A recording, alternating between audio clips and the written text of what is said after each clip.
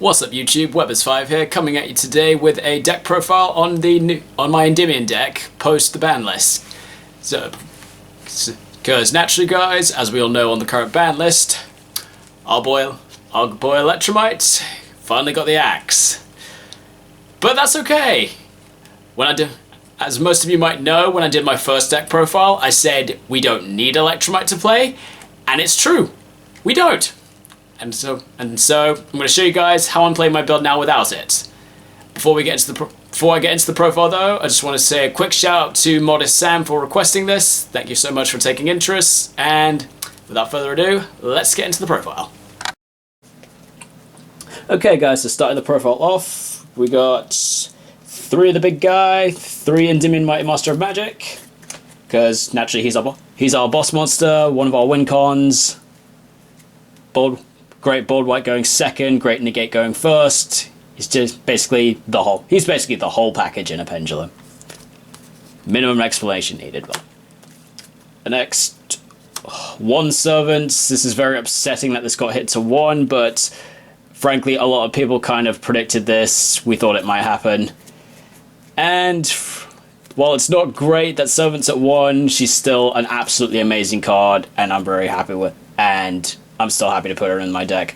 I'm just very upset that I finally finished picking up a playset of supers right before she got hit to 1. So now I've got several super rare servants that I'm stuck with now. But oh well. Next, this is part of the with servant at 1, I need a replacement. So what a lot of people have been doing, and I'm also doing, 3 Reflection of Endymion. So when I was testing around with this, I'm like, when I tested out with this in the beginning, I'm like, I'm not really sure about Reflection. Maybe I'll play her at 1 because she seems iffy. But I frequently check OCG builds as well. One thing I've always noticed, OCG has always played this card at 3, and part of me is thinking, why would you play this at 3? And so I did some research into the rulings on this card. So I checked the Yugioh wiki page, and you know what I found, guys? I found absolutely nothing. The Yugioh wiki is really, really inconsistent about updating with rulings, which is very annoying. So what I did was I went onto Wikipedia, and that gave me a bit of insight onto this card, and after checking through some of the stuff on there, I realized, oh my god, why am I not playing this card at 3? So guys, Reflection's Pendulum effect. So like the other two, like Servant and Magister, she summons a monster that can hold spell counters from a location. Reflection does from hand. And one thing I noticed from those rulings is that Reflection can summon another copy of herself despite her restriction that said. Now, Reflection's restriction says you can only special summon Reflections of Endymion once per turn. So by that ruling, in terms of the wording, yes, guys, you can use Reflection to summon another Reflection from your hand. So that might be. And one of the advantages I found in this, and also probably one of the reasons OCG's been playing this card at 3, if you summon Reflection of Endymion with a Reflection of Endymion, her effect is no. Now, none of her monster effects are once per turn. So, one of the fun things you can do is Reflection, summon Reflection, and you can be like, effect of this Reflection targets the Reflection I summoned and a card you control bounce both.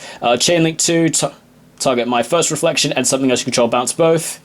So, guys, doing it like that, you get to bounce 2 cards on your opponent's field. So that's 2 bits of board clearance going second. So this card is absolutely amazing going second.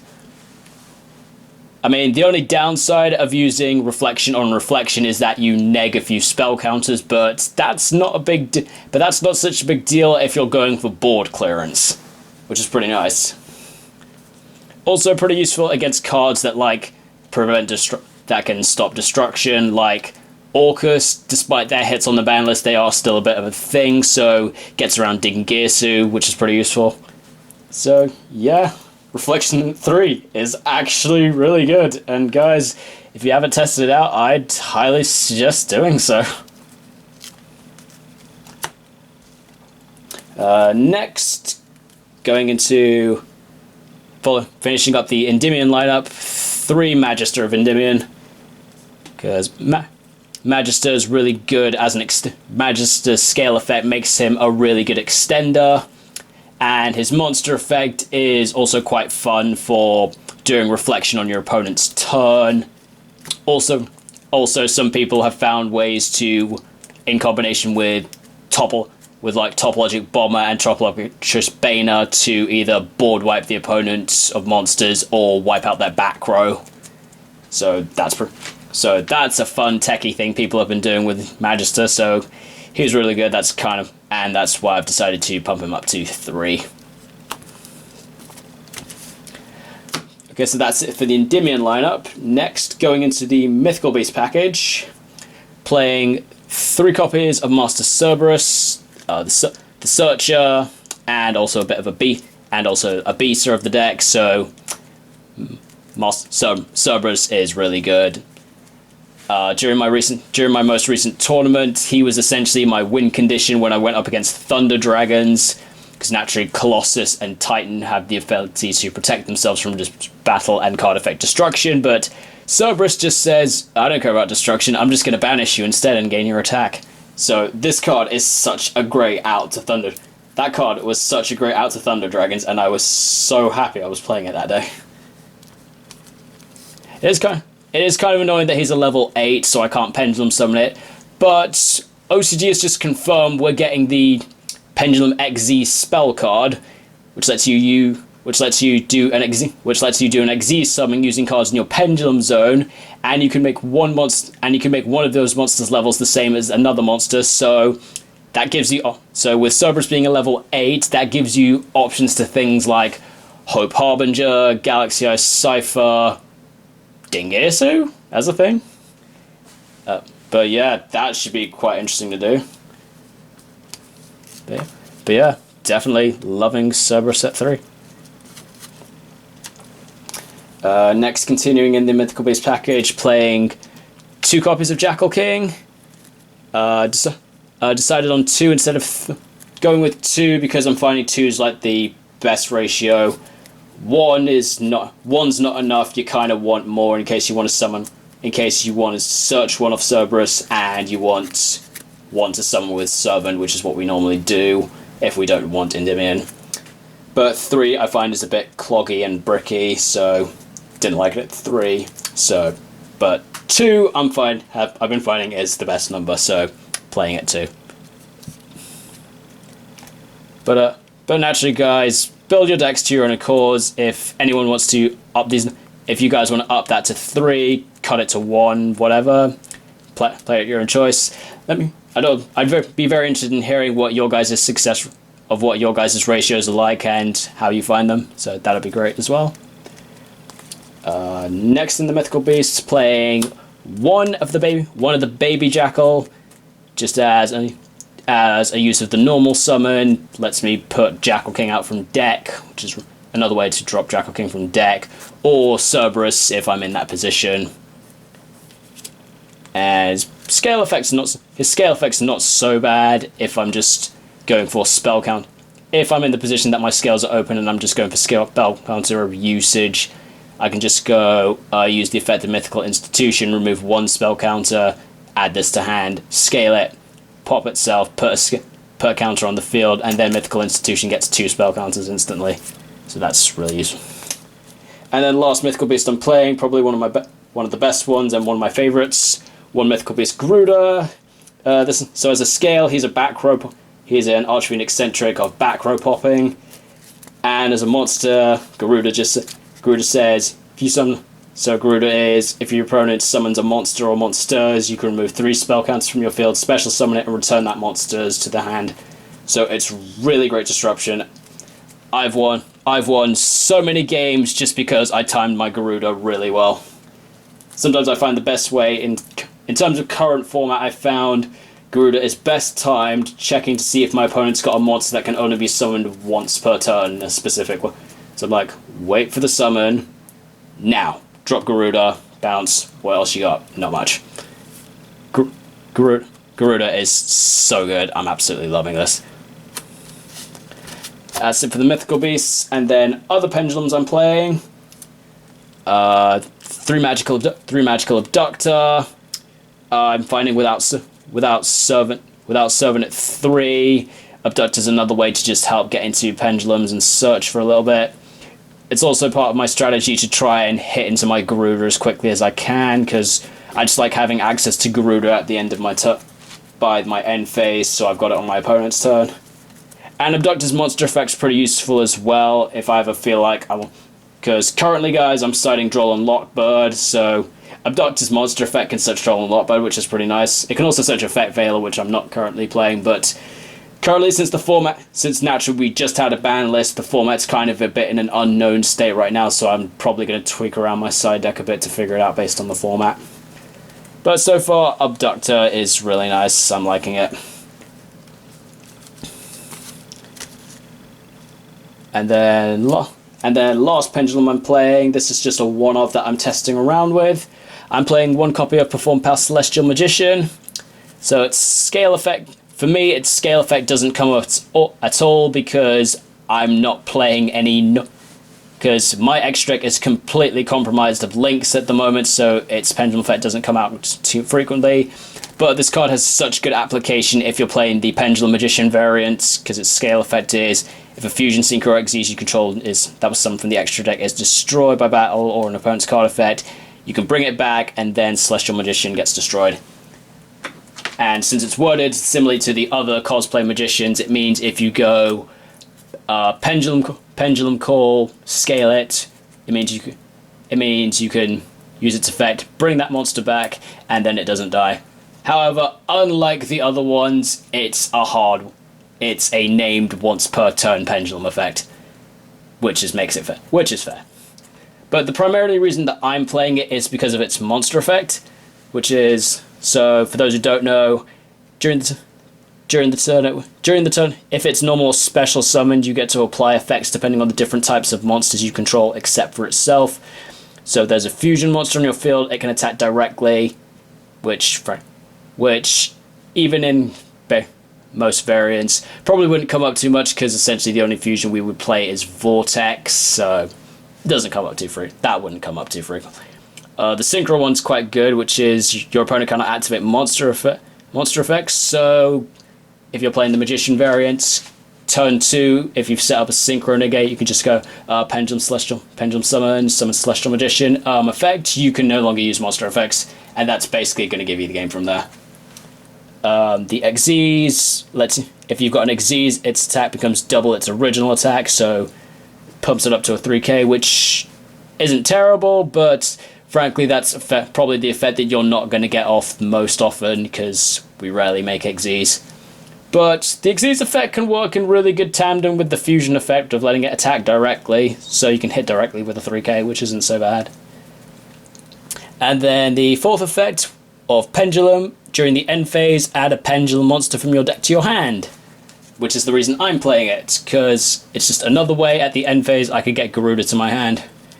And also, for those who are playing the Into the Void variant, which I'm not sure how many people will be doing that now that Into the Void's been hit to 1, if you were to play the Into the Void variant, you can go Into the Void in my turn, end phase, lose my hand off Into the Void, then apply the effect of Celestial Magician and get your search, so you still got the Garuda access in your hand without having to worry about losing your hand from Into the Void.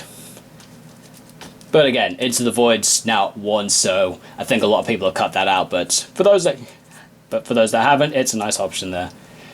Like I said, I'm currently just testing around with this. It's not really doing too much other than the ability to search, and I'm finding I can still hit Garuda quite easily without it, so I might cut Celestial Magician out, but for the moment I'm not sure. So that's it for the Pendulum monsters I'm playing, and then there's one other monster in the deck that I'm playing, which is just a regular effect monster. I'm playing 2 copies of Fairy Tale Luna. So Luna, when she's normal summoned, she rotates for a spellcaster monster with 1850 attack, so she can add another copy of herself, which is really good, or she can also add Reflection of Endymion, who also has 1850 attack. And then Luna's monster effect is really fun. So she lets you target a face-up monster your opponent controls. Your opponent can either send another another card with that monster's name from their deck or extract to the grave to negate the effect.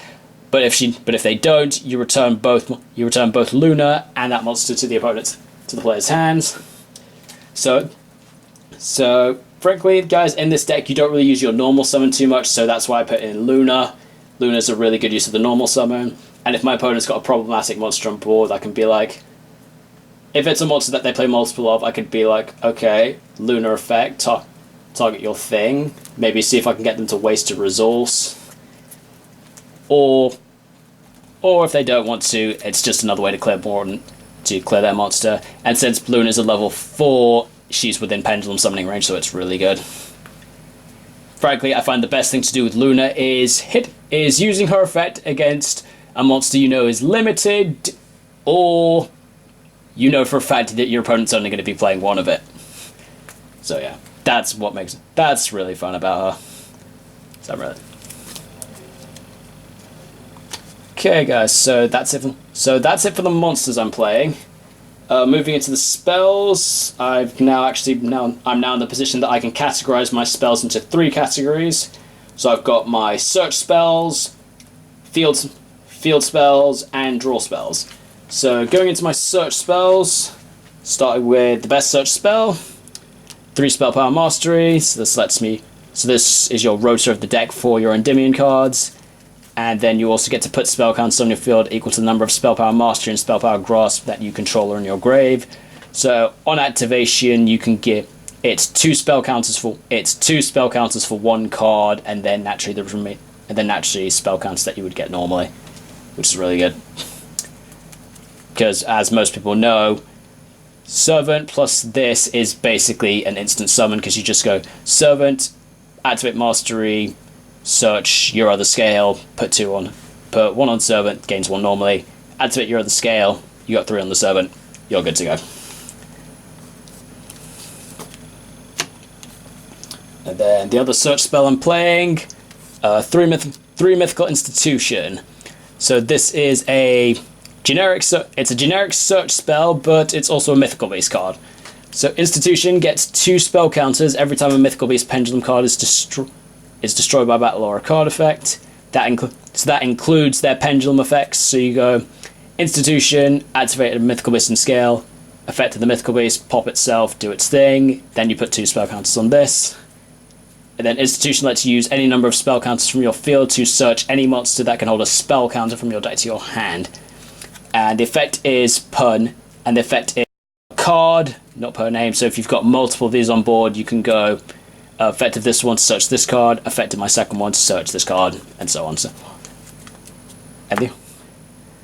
And frankly, guys, I find with the Mythical Beast package, this is just a really good way to net spell counters quickly. Because with your standard setup one of Master Cerberus, I find with Institution, you can set yourself up with 6 spell counters literally off 1 Master Cerberus. And that's only with 1 Institution. So if you had all 3 of these and Cerberus, you can set yourself up with like 18 spell counters instantly, which is absolutely insane. For those wondering how, the concept is, so activate your Institution, scale Cerberus, Cerberus effect destroy himself to add Jackal King to hand, which puts 2 spell counters on the Institution. From there you go, effective Institution, remove 1 spell counter to add Jackal to hand. Then scale Jackal effect to put the 1 spell counter that you removed back onto your Institution, and then it gets destroyed. So now it goes up to 4 spell counters. Activate Jackal King. Jackal King's effect, destroy itself, special summon back either your Cerberus or your Jackal, depending on what you want for that situation. Puts Institution up to 6. And so from that position, with the 2 Mythical Beasts you've got in your extra check, you could either summon the Master Cerberus, and you've now got at least 4 spell counters on the field so you can't be destroyed by card effects, or you can summon back the Jackal, then use 3 of those, and then use half the spell counters you've got in your Institution, tribute it to summon out probably another Jackal King from your deck, and since you've still got spell counters in the Institution, you've got a negate set up. So it's absolutely insane of what Institution can set up for the deck. So for those not playing Institution, I would highly highly recommend doing so. Okay, that's it for the search spells. Going into my field spell package. So I'm playing 1 terraforming and 1 set rotation. So just good ways to access my field spells quickly. And then the field spells I'm playing 2 Citadel, 1 Secret Village, and 1 Necro Valley. So Citadel just being the main generic thing to search when you're setting up. Then Secret Village is there if you know you're in a spell-based matchup and your opponent's maybe not using spellcasters, so good way to just lock them out of their spells.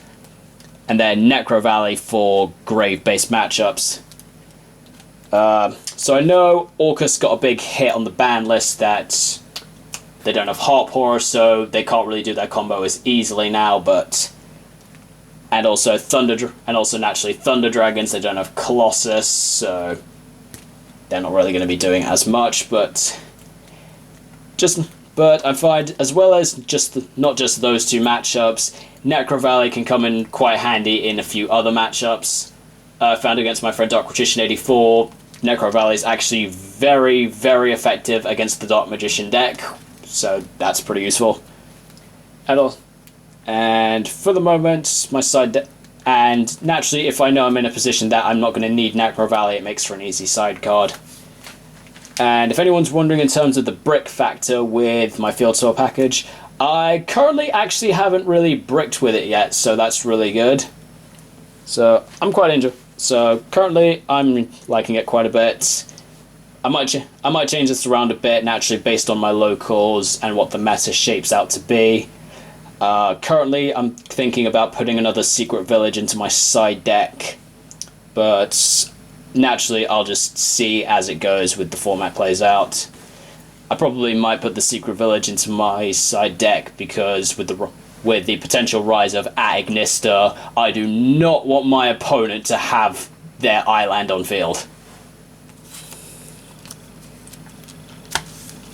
So that's it for field spells, and then finally going into my draw spells. I'm playing triple Pot of Extravagance. So naturally, guys, without Electrumite in our extra deck, there's nothing too crucial that we desperately want to keep in there. So I'm finding Extravagance is absolutely fine to play now. I also find it's a really good card set. I also find it's a really good option for when I'm setting up, because since I find in the pure variant you don't really go into your link plays as desperately, particularly without Electrumite as well now, so it's a good way to just help put an extra card in my hand without having to banish resources with Desires going first.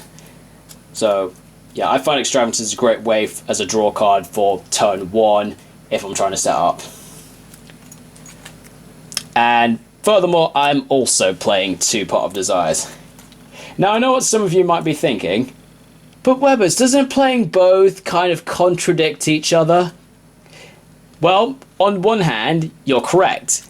If I play Extravagance, I can't play Desires that turn. And if I play Desires, I can't play Extravagance that turn. But that's absolutely fine. Because as I just explained, guys, the purpose of me playing Extravagance is that it's really useful for, like, turn 1 when I'm setting up. And then pretty much after I'm set up, I can pretty much just go with Desires and try and increase my hand from there. So it tends to work out fine.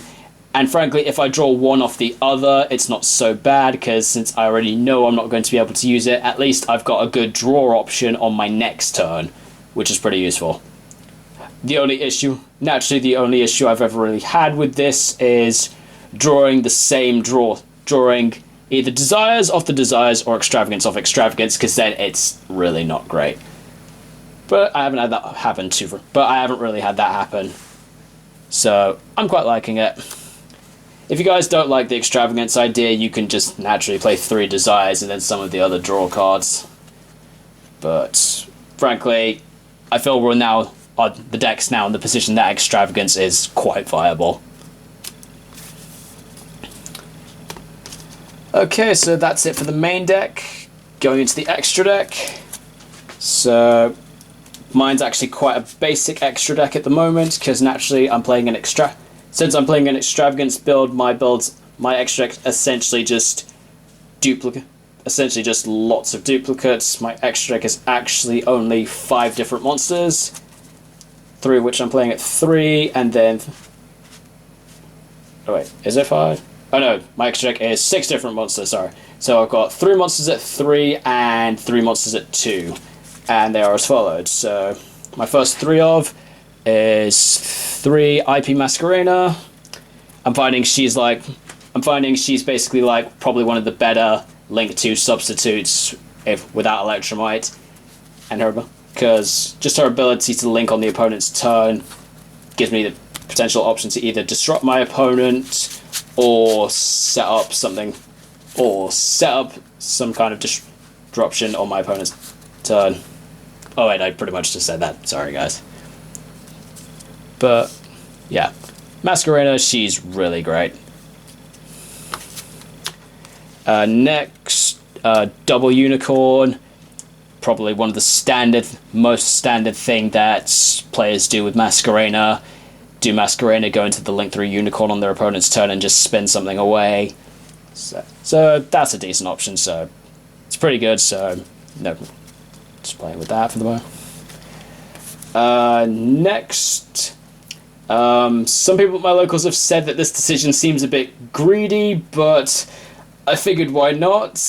I'm actually playing 3 Borrelsword Dragon in my extra deck, because naturally guys, this is an extravagance build, so I feel with 3 Borrelsword, at least I have the chance to try and keep one in there. So, and frankly, while I don't go into my extra deck too frequently, the monster I'd probably go into my extra deck frequently for would be the Borrelsword. So, yeah, thought I'd max out on him, just so I've got some decent option. My only issue with my Borrelswords is each one of mine is from a different set, which just kind of bugs me. My top one's from Cybernetic Horizon. My middle one is from Battles of Legend, and my last one is from the Mega Pack, which kind of annoys me. But I don't really feel like investing into more from Saiho right now, because there's still a little bit, and I just invested a little bit in stuff from the new Ignition Assault. So yeah. Also guys, that's another thing I'd be interested in hearing from you guys. How many of you guys also have issues with doing things like playing mixed rarities? I hope it's not just me out there. A couple of people at my locals have the same thing as well. My next 2 of, this is more of a personal choice based on my locals. I'm playing 2 triple burst dragon. Pretty much just using him because of his piercing effect. As some of you might have seen from my recent tournaments, I've got a stall player at my local, so piercing damage kind of comes in handy, because during the last game I had with him in the tournament, my stuff I wasn't really able to get rid of the stuff in my scales because he wasn't really doing much, so I couldn't bounce anything with my Mighty Master that was really on field, and I wanted to do a Mighty Master from hand in scale so I could just nuke his field, but I wasn't able to do it, so I thought I'd slot in triple. So when I converted to an extravagance build, I thought I'd slot in the triple burst just so I've got a nice piercing option if necessary. Furthermore, triple burst's other effect as well to negate something in the damage step is pretty useful. And then there's also the effect I can bring back a Link 2 or lower, so I could bring back Masquerena, then use Masquerena to go into something else, like maybe Borrelsword, and then the Borrelsword's got protection, got both battle and card effect destruction, which is pretty useful. Next 3 of, this one's also another bit of a personal choice, but I'm testing around with 3 topologic Cerberus. So I saw one of the recent YCSs, a lot of people playing Cerberus as a Masquerena target.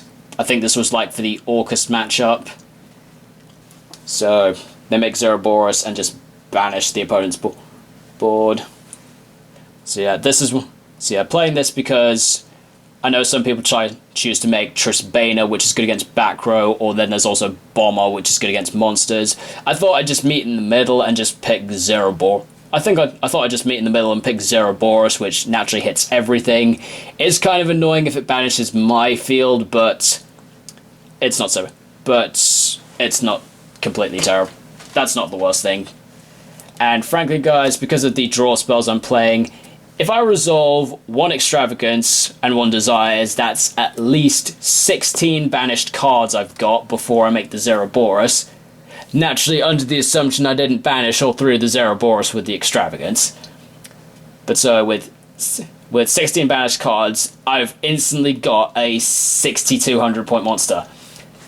And if say I choose to like make Cerberus off Masquerena, and then I choose to use the effect of Magister to summon something, I just go, okay, Cerberus, banish your field on your turn, and banish your field at the right time on their turn, so that their field is empty for my turn when Cerberus comes back. And with at least 6,200 points against an empty board, that's pretty much gonna be game. So, Cerberus, I haven't really had to use it yet. I think I've summoned it once, just casually, because I had tons of banished cards, so he had a stupidly high amount of attack. But hopefully he comes in useful for other things. And then last card in my extra deck, playing 2 copies of Appleloser. Just playing 2 of it naturally, again, because of the Extravagance build, and Appalooser's just been an absolutely amazing negate since I put it in. Like, she's got the same requirements as Skull Dread, but with the additional thing of accept tokens. But since I don't have anything in my deck that generates tokens, it's not so bad. And just having her as an additional negate option has been very useful. So I've been really enjoying that. And guys, I understand that Appalooser is one of the really expensive cards right now, so if you can't afford Appalooser, you can always do things like play Yugioh or Borrowload. Frankly, guys, the only reason I'm not currently playing Borrowload is because my main purpose of it was dealing with Thunder Dragons and Colossus primarily, but Colossus is now banned, and in recent games, I'm finding there's very minimum that I need a Borrowload for that I can't handle with a Master Cerberus. Because usually I use it against a monster that's difficult to destroy in battle, so I'll just rob it. Cerberus can just banish it. I mean, Borrowload's pretty useful going against another Borrowload, but then again so is Borrow Sword, so it's not so bad.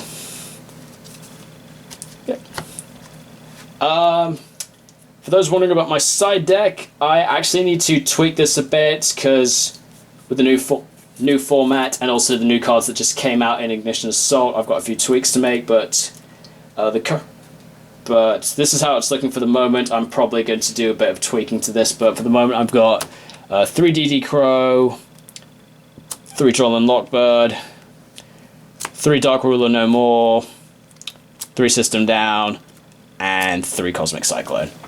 So most of that was set up to the old meta, but with most of the decks that I had with these 4 being now irrelevant, I'm probably going to switch some of these around, but for the moment I need to wait and see how the meta shapes up and also what people choose to play around at my locals. And so until then, I'll probably keep this for the moment and just adjust as and when necessary.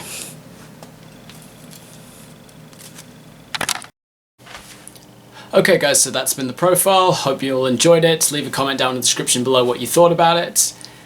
And like I said guys, I'm currently in the position of tweaking my side deck, which naturally I will do based on meta and locals, but if anyone's got any suggestions of stuff I might want to think about trying in my side deck, do let me know. I'm probably going to be playing the new Lightning Storm in my side deck once I've got mine. So probably going to slot that in. Naturally, Lightning Storm is not a cheap card, so if anyone needs budget alternative option, you can stick around with things like, if you're worried about primarily back row, you can still do things like Twin Twisters, Cosmic Cyclone, MST, lots of good options there. Naturally, Agnister's becoming a thing now, so I could think about things like Phantasme, but again, kind of unsure. They're kind of a really weird mixed summoning deck, so I could potentially think about playing D-Barrier, but again, I really don't know at the moment. I really need to wait and see what the locals and meta shapes up to be. But again, yeah, thank you so much for watching, guys, and hopefully I'll update again soon. I'll hopefully give another update to the deck probably next month, with probably more stuff maybe from Ignition Assault. But thank you so much for watching, guys, and I'll see you next time. Thank you so much for watching. Be sure to subscribe to Webbers5, and if you're already subscribed, feel free to hit that notification bell so that you never miss an upload.